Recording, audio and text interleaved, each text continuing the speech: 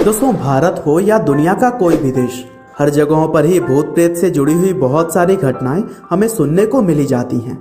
यहाँ तक कि कुछ जगहों को तो अलग अलग देशों के सरकार ने ही बंद करवा रखा है। वैसे अगर देखा जाए तो भूत प्रेत में विश्वास रखने वाले बहुत सारे लोग होते हैं और नहीं भी, लेकिन वैज्ञानिकों की अगर माने तो भूत प्रेत होने की उतनी ही संभावनाएं हैं जितनी कि एलियंस के होने की।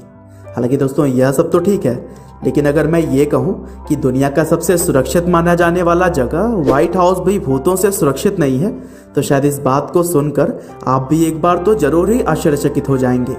वैसे दोस्तों, इस बात को हजम करना तो मुश्किल है, लेकिन कहा जाता है कि अमेरिका के 16वें राष्ट्रपति अब्राहम लिंकन का भूत अक्सर व्हाइट हाउस में देखा जाता है।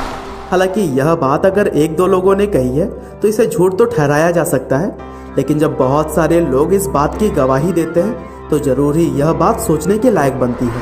यहाँ तक कि व्हाइट हाउस में रुके हुए कई सारे देशों के बड़े बड़े पॉलिटिशियन भी इस बात की पुष्टि करते हैं, और आगे इस वीडियो में मैं उन लोगों के बारे में आपको डिटेल में बताऊंगा। लेकिन चलिए, उससे पहले हम बिल्कुल संक्षिप्त में यह जान लेते हैं कि अब्राहम लिंकन आखिर कौन थे और उनकी मृत्यु कैसे हुई थी। तो दोस्तों, अब्राहम लिंकन का जन्म 12 फरवरी 1809 को अमेरिका के केंटकी में हुआ था। हालांकि लिंकन एक ऐसे घर में पैदा हुए थे जहां पर 2 वक्त की रोटी मिलनी भी मुश्किल थी, और खुद का घर न होने की वजह से उन्हें हमेशा ही एक जगह से दूसरी जगह पर शिफ्ट होना पड़ता था। और फिर बड़े होने के साथ ही महज 9 साल की उम्र में ही उन्होंने अपनी माँ को भी खो दिया था। साथ ही अपने पिता से भी उनकी बिल्कुल भी नहीं बनती थी। हालांकि जब लिंकन के पिता ने दूसरी शादी कर ली, तब जो नई माँ अब्राहम लिंकन की आई, उन्होंने लिंकन के पढ़ाई लिखाई पर पूरा ध्यान दिया। हालांकि आगे चलकर अब्राहम लिंकन ने मजदूरी भी की, लेकिन धीरे धीरे जब उनकी लाइफ पटरी पर लौट आई, तब लिंकन ने चुनाव में खड़े होने का फैसला किया। हालांकि यहाँ पर भी कई बार लगातार उन्होंने हार का सामना किया, लेकिन संघर्ष ना छोड़ते हुए वह प्रयास करते गए, और फिर आखिरकार लिंकन को 1860 में अमेरिका के 16वें राष्ट्रपति के तौर पर चुन लिया गया। और फिर राष्ट्रपति बनने के बाद से उन्होंने दास प्रथा को पूरी तरह से खत्म करने के लिए बहुत सारे महत्वपूर्ण कदम उठाए। साथ ही उन्होंने देश के लिए बहुत सारे ऐसे और भी काम किए जो कि आज तक याद किए जाते हैं। हालांकि 15 अप्रैल साल 1865 को जब अब्राहम एक प्रोग्राम अटेंड कर रहे थे, तब एक फेमस एक्टर ने उनकी गोली मारकर हत्या कर दी थी। हालांकि बाद में लिंकन की मौत पर उनके एक दोस्त और बॉडीगार्ड वार्ड हिल लेमन ने बड़ा खुलासा करते हुए बताया कि लिंकन को उनकी मौत का एहसास 3 दिन पहले ही हो गया था, और अब्राहम लिंकन ने अपने सपने में अपनी हत्या देख ली थी। हालांकि लिंकन की मृत्यु के बाद से व्हाइट हाउस में काम करने वाले कर्मचारियों ने बताया कि लिंकन के कमरे में किसी के चलने की आवाज़ और आहटें सुनाई देती हैं।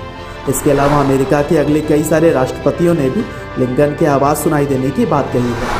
साथ ही नीदरलैंड की महारानी विल्मिना जब एक बार अमेरिका के दौरे पर आई थी, तब उन्होंने भी बताया कि जब वह व्हाइट हाउस में रुकी हुई थी, तब रात में किसी ने उनका दरवाज़ा खटखटाया, और जब उन्होंने दरवाज़ा खोला तो उनके सामने अब्राहम लिंकन खड़े थे। इसके अलावा ब्रिटेन के प्रधानमंत्री विंचेस्टर चर्चिल का भी कहना है कि जब वह व्हाइट हाउस के गेस्ट रूम से नहाकर बाहर निकल रहे थे, तब उन्होंने भी लिंकन को चिमनी के पास बैठे हुए देखा था।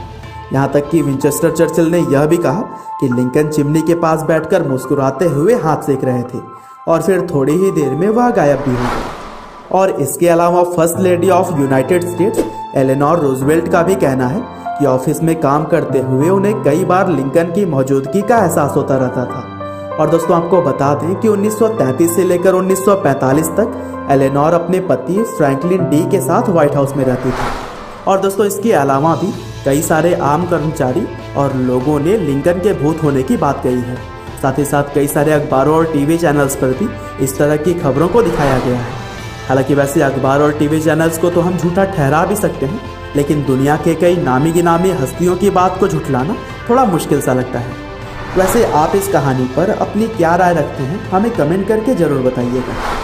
आपका बहुमूल्य समय देने के लिए बहुत बहुत धन्यवाद।